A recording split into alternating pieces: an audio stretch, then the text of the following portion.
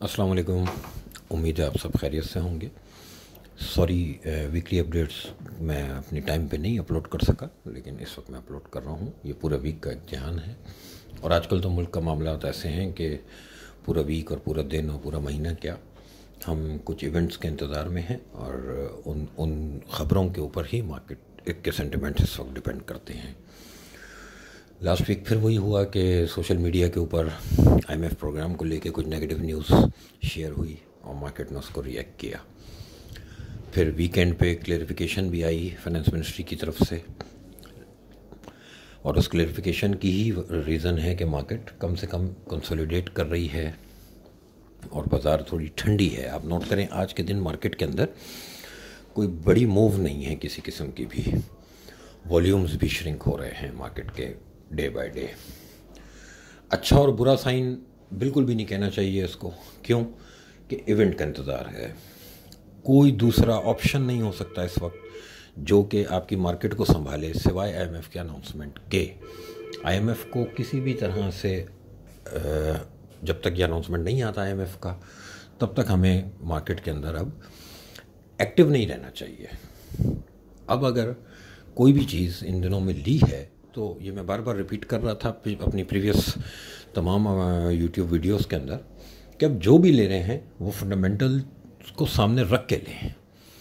तो अब कम से कम मैंने जो चीज़ों में अपने आप को स्विच किया है, शिफ्ट किया है, मैं उसमें कंफर्टेबल हूँ कि आगे जो भी इवेंट्स अब आने हैं उसकी रिफ्लेक्शन उन सेक्टर्स पे डेफिनेटली इंशाल्लाह ज़रूर आएगी।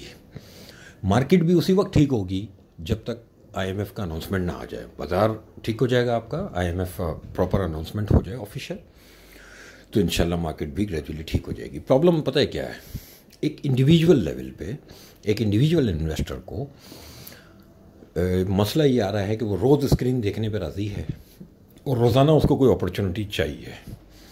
बार बार ये बात रिपीट करता हूँ कि कोई टेक्निकल, कोई फंडामेंटल, सब बाद में है। सबसे पहले आप खुद हैं, आप कैसा रिएक्ट कर रहे हैं चीज़ों पे। अपने पेशेंस में रहिए, अपने आप को कंट्रोल में रखिए। ज़रूरी नहीं है कि हर डिप पे माल बेच के भाटे मार दिए जाएं और हर अपसाइड पे ये लगे कि यार हमसे मिस हो गया, या हर अपसाइड पे जो है आप एंट्री ले लें। कुछ दिन ऐसे भी होते हैं कि मार्केट को उसके हाल पे छोड़ा जाता है। वो इसीलिए होता है कि आप किसी न किसी न्यूज़ का इंतज़ार कर रहे होते हैं। यही रिफ्लेक्शन आपको डॉलर रुपी पैरिटी पे भी नज़र आ रही है कि वहाँ पे भी अनसर्टेनिटी ही सबसे बड़ा रीज़न है जिसकी वजह से आज सुबह 174 ट्रेड हो रहा था, 1 घंटे के बाद वो फिर 176 ट्रेड होने लगा। वो मार्केट भी इतना ही फ्लक्चुएट कर रही है। उसकी वजह सेम अनसर्टेनिटी कि अब बात यह है कि मिनिस्ट्री की बातों पे ट्रस्ट करने का अब बनता नहीं है। कम से कम मैं तो नहीं कर रहा ट्रस्ट इन पे। मैं तो अब एक बात सिर्फ समझ लें कि सोचे बैठा हूँ कि अब मुझे आईएमएफ से अनाउंसमेंट दिखाओ, ठीक है, फिर मैं आने वाली मॉनेटरी पॉलिसी को देखूँगा कि जैसे पहले गवर्नर स्टेट बैंक कहते रहे कि हम ग्रेजुअली बढ़ाएंगे, तो अभी प्रीवियस 2 महीने में अपनी कही हुई जितनी बातों से फाइनेंस मिनिस्ट्री पीछे हटी मजबूरन।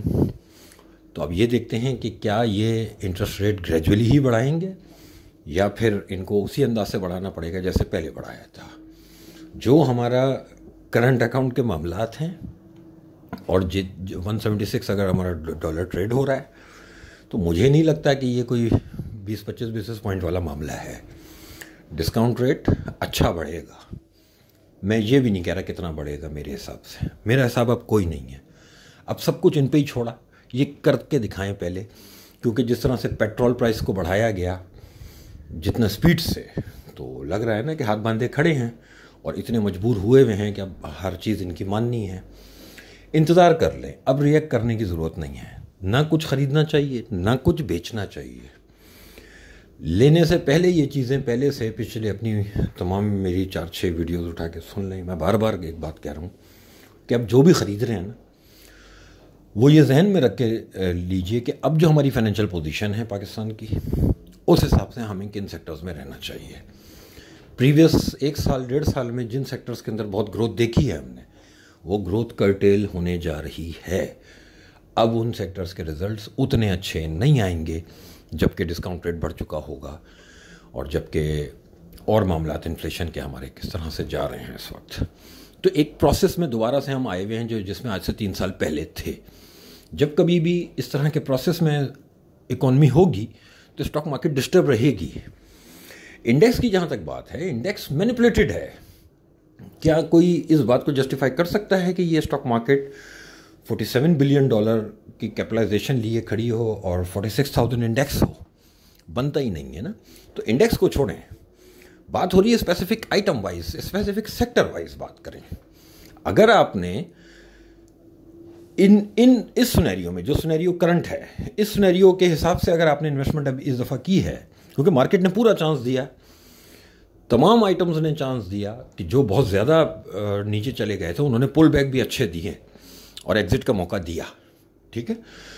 तो अगर उस हिसाब से रिएक्ट किया हुआ है तो अब मुझे कोई परेशानी नहीं है, ना मैं कोई बाय कर रहा हूँ ना मैं कोई सेल कर रहा हूँ। अल्लाह ना करे कोई नई कोई बुरी खबर होगी फिर सोचेंगे सेल का, और कोई अच्छी खबर आएगी तो वो सिर्फ IMF हो सकती है। IMF की ही खबर पे बाजार चलेगा अगर चलना है तो। और जब तक वो अनाउंसमेंट अब नहीं आ रही, मैं रिएक्ट नहीं कर रहा, ना मैं बाय का बटन दबा रहा हूँ ना मैं सेल का बटन दबा रहा हूँ। मैं देख रहा हूँ कि ये मार्केट खुद क्या करती है, क्योंकि डिसाइड मार्केट ने करना है, मार्केट मेरी मर्ज़ी पे नहीं चलेगी, ठीक है। इसलिए मैं न्यूट्रल हूँ, इन्वेस्टेड हूँ, सेक्टर वाइज जो चीज़ें मुझे अच्छी लगती हैं उसमें पैसे डाले हुए हैं। वो चीज़ें नीचे मिलेंगी और लेना चाहिए उनको, क्योंकि आने वाले फंडामेंटल्स में उन्हीं सेक्टर्स के अंदर पॉजिटिव रिफ्लेक्शन हमें डेफिनेटली इंशाल्लाह नज़र आएगी। बाकी जैसे ही कोई चेंज आता है, कोई ख़बर आती है तो इंशाल्लाह फिर डिटेल में बात करेंगे, क्योंकि देखें बात करने के लिए बहुत सारी है। मैं इसलिए वीडियो नहीं बना रहा, ऑडियो बना रहा हूँ, और मैं मार्केट से हट के इसलिए बात नहीं कर रहा कि दिल में छाले बहुत हैं, तो बोलना शुरू करूँगा ना तो ये ना अपने ही गले मुसीबत आ जाए कोई। तो इसलिए बुराइयाँ बहुत हैं करने के लिए। अच्छा ही है कि भाई जिन गोरों को हम बुरा भला कहते रहते हैं, फ़िलहाल उनकी ज़रूरत है हमको।